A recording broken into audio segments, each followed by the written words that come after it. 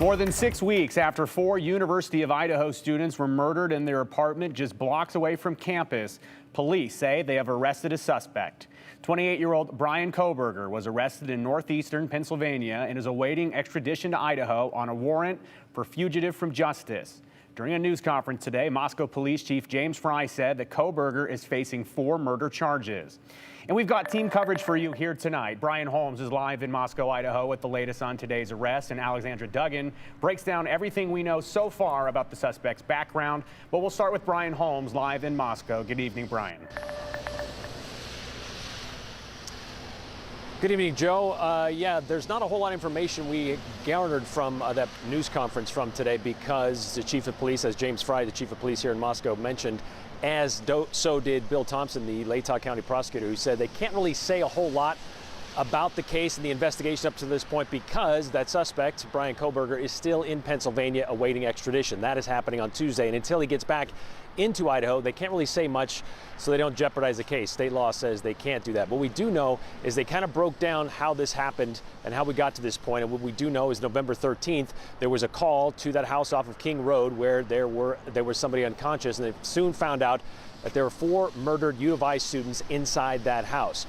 There was a vigil after they sent most students home who wanted to go home, who feared because, well, that suspect was still on the loose. And for weeks, they didn't have a suspect in mind. When they came back to school on November 30th, they had a vigil. Then the biggest break in the case possibly came on December 7th when Moscow police said they were looking for a white Hyundai Elantra from 2011 to 2013. The make and model of that car was seen near that house off of Kings Road. And if anybody had seen that, to let them know. And they received thousands and thousands of tips when it comes to that car. But that was kind of what led them to Pennsylvania, near thousands of miles across the country. That's where they found Bryan Christopher Kohberger, the 28-year-old, whose connection to the police here and to this area seems to be that he's a criminology program student. He's a graduate student in the criminology program at Washington State University.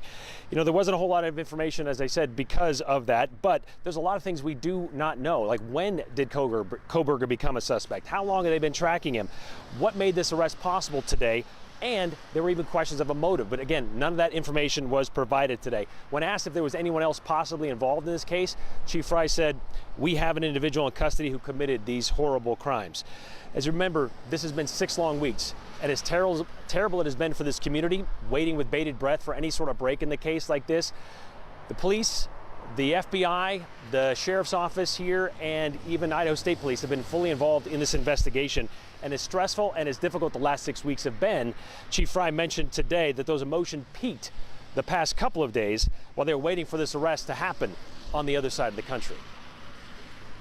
I can tell you, for a lot of law enforcement, it was a fairly sleepless couple of days with as we were leading up to everything that we were doing. But what I can tell you is I have faith in those agencies across the nation. I have faith in our officers. I have faith in the FBI, and they did a great job. But sure, there was some times, even throughout the day, that we were always concerned. That was something that Chief Frey was adamant about, that he was confident they were going to find a suspect in this case. And as you heard him say, yeah, there were a couple moments the last couple of days that things got a little tense, and now they have somebody in custody. One of the people that were at that news conference today was University of President Scott Green, and he said it's a relief to our university, our community, and our extended Vandal family. With time, we will heal from this. We will move forward together, and we will remain Vandal strong. So there's still a whole lot of information we do not know, other than his connection here to this area, to the Palouse, being 10 minutes away, or 10 miles away, I should say, at the university, or at the Washington State University, and being in the criminology program. Joe? That's Brian Holmes reporting for us tonight at 5. Brian will be up in Moscow reporting for the latest. We'll have another report from him this evening. Thank you, Brian. Ethan Chapin's family released a statement this afternoon thanking the Moscow Police Department for their diligent work. They say in part, quote, "We are relieved this chapter is over because it provides a form of closure. However, it doesn't alter the outcome or alleviate the pain. We miss Ethan, and our family is forever changed. Over the last 7 weeks, we stood by the Moscow Police Department, FBI, and Idaho State Police, confident they would solve this crime. So when we received the phone call last night, we congratulated them for their diligent work and service." According to a statement from Washington State University, Kohberger had completed his first semester as a PhD student in WSU's criminal justice program earlier this month. The university says this morning campus police assisted Idaho law enforcement officials in the execution of search warrants at Kohberger's apartment and office, which are both located on the WSU Pullman campus. This according to a university official. And they said this in a statement, quote, "On behalf of the WSU Pullman community, I want to offer my sincere thanks to all of the law enforcement agencies that have been working tirelessly to solve this crime. This horrific act has shaken everyone in the Palouse region."